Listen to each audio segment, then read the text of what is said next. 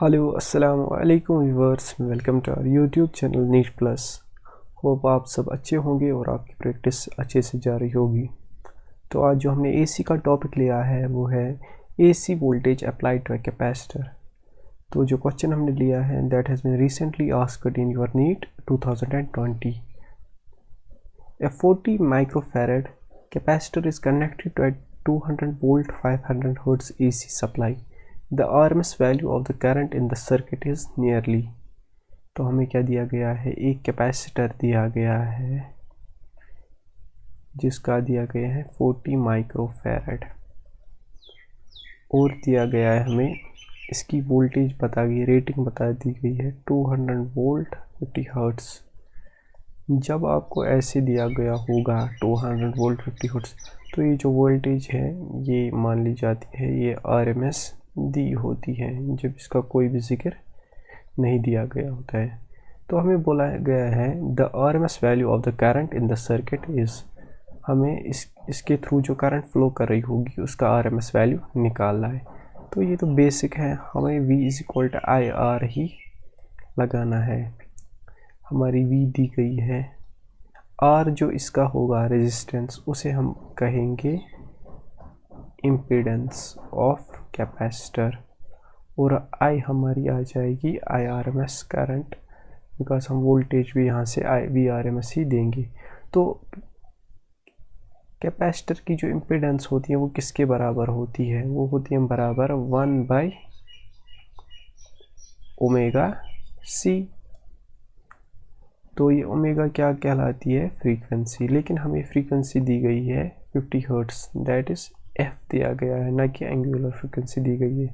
तो क्या हम लिख सकते हैं इसको 1/ओमेगा की जगह 2πf लिख सकते हैं और ये c, तो ये हमारी इम्पीडेंस आ जाएगी। तो हम ओम्स लॉ को अप्लाई करेंगे, that is V is equal to I R, वहाँ से आ जाएगा I is equal to V/R, R को हम इम्पीडेंस बोलेंगे। तो VRMS कितना है हमारा, that is 200 volt divided by, इसको रिप्लेस करेंगे 1/2πfc से। तो यहाँ से हमारा जो I आ जाएगा वो आ जाएगा 200, ये ऊपर चला जाएगा, ये आ जाएगा 2π, F हमारा दिया गया है 50 और हमारा जो C दिया गया है दैट इज़ 40 माइक्रोफैरड, तो आ जाएगा इंटू 10⁻⁻⁶। तो इसको सॉल्व करने के बाद जो हमारा आंसर आ जाएगा दैट इज़ अराउंड 2.5 एम्पियर्स और ये आंसर हमारा आरएमएस वैल्यू आएगा, क्योंकि ये जो 200 है ये भी हमने आरएमएस वैल्यू ही दिया है। तो जो इसका करेक्ट आंसर है that is option C, 2.5 amperes. तो इस क्वेश्चन में हमें क्या करना है, इस क्वेश्चन में हमें पहले इस चीज़ का ध्यान रखना है कि जब भी हमें ऐसे वोल्टेज सोर्स और फ्रीक्वेंसी दी होगी सप्लाई की तो ये हमेशा आरएमएस वोल्टेज ही दी होती है। उसके बाद हमें कैपेसिटर की इम्पीडेंस पता होनी चाहिए जो कि बराबर होती है 1/ωc and it varies, this impedance varies as per the frequency of our AC source. So coming on to our next question.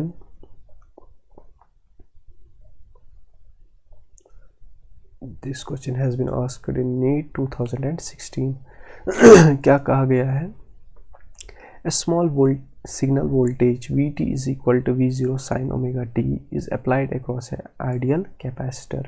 तो कहा गया है कि एक कैपेसिटर है और उसके अक्रॉस एक स्मॉल वोल्टेज दी गई है जो कि बराबर है Vt is equal to V0 sine omega t, इसका मतलब है AC दिया गया है और इस कैपेसिटर के अक्रॉस दी गई है। तो इसके अक्रॉस जो वोल्टेज है that is same this Vt और इसके अक्रॉस कुछ करंट जा रही होगी जिसे हम IT बोलेंगे। हमें बताना है इन ऑप्शंस में कौन सा ठीक है। तो पहले एक चीज़ हम ध्यान रखेंगे कि जब भी हमारा कैपेसिटर होता है किसी एसी में तो इसकी कुछ इम्पीडेंस होती है जो कि बराबर होती है 1/ωc। और हमें पता है कि जो एक कैपेसिटर में करंट और वोल्टेज फ्लो हो रही होगी तो जो हमारी वोल्टेज होगी इसमें V ऑफ t और हमारी जो करंट होगी, हमारी करंट लीड करेगी इस वोल्टेज को बाय 90 डिग्री इन कैपेसिटर। ये पता होना चाहिए हमें कि in capacitor current leads voltage by 90 degree. और पहले current leads voltage by 90 degree और voltage lags current by 90 degree. ये हमें पता होना चाहिए कि कैपेसिटर में जो करंट है वो लीड कर रही है वोल्टेज को 90 डिग्री। तो क्या दिया गया है, पहला option current I is in phase with voltage. तो फेज में नहीं होता है, वो फेज में होता है only in case of resistance, चूँकि ये कैपेसिटर है। इसके बाद current I of t leads voltage V of t by 180 degree. 180 degree से तो लीड नहीं करता है, 90 डिग्री से लीड करता है, तो ये भी रॉन्ग है, 90 डिग्री से लीड करता है। Current I of t lags voltage V of t by 90 degree. I तो लैग नहीं करता है बल्कि लीड करता है, तो ये भी गलत है, ये इंडक्टर में ट्रू होता है। तो जो अब लास्ट क्वेश्चन है, तो यहाँ से सीधा पता चल जाता है कि D is the correct option. तो लेकिन हम इसको एनालाइज करेंगे कि ये क्या बोल रहा है। Over a full cycle the capacitor C does not consume any energy from any voltage source. तो हमें बता रहा है कि अगर हमारा एक वोल्टेज सोर्स जो कि V0 sign of omega t है, V0 से minus V0, this is our voltage source V of t with respect time. आपको पता है कि जब ये पॉजिटिव साइकिल में जा रहा है और ये नेगेटिव, तो यहाँ तक एक टाइम पीरियड है और इसके बाद 2 टाइम पीरियड है। तो एक साइकिल में ये हमारा जो कैपेसिटर है ये कंज्यूम करता है energy, that is it saves the energy, consume करता है इस हाफ साइकिल में, दैट इज t/2 में कंज्यूम करता है एनर्जी और t/2 से लेके t में रिलीज करता है एनर्जी। तो ओवरऑल 0 to t में ये कोई भी एनर्जी कंज्यूम नहीं करता है, बिकॉज जितनी इसने कंज्यूम की है उतनी ये रिलीज करता है। So over a full cycle the capacitor C does not consume any energy from the voltage source is the right answer. पहले इस हाफ पीरियड में ये कंज्यूम करता है सोर्स एनर्जी और बाकी हाफ पीरियड में ये रिलीज करता है energy. So the correct option is option D.